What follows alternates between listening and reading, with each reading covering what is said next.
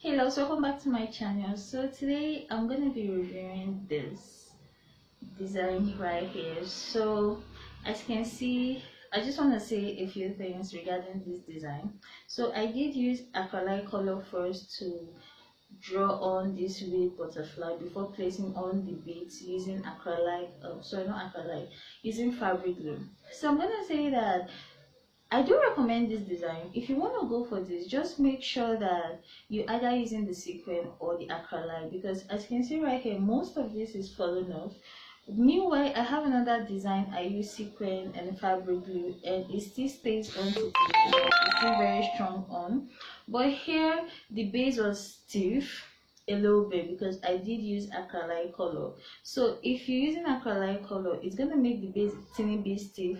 And here I didn't know how to mix it properly also to make it less stiff.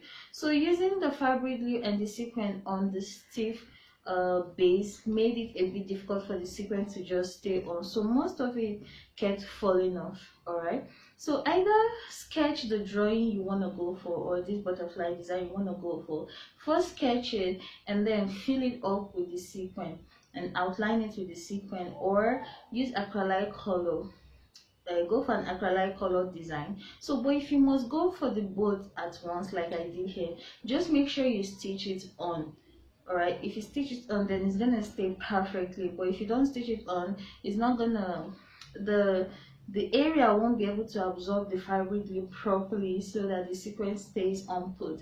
So yeah, as you can see here, I did cut out this.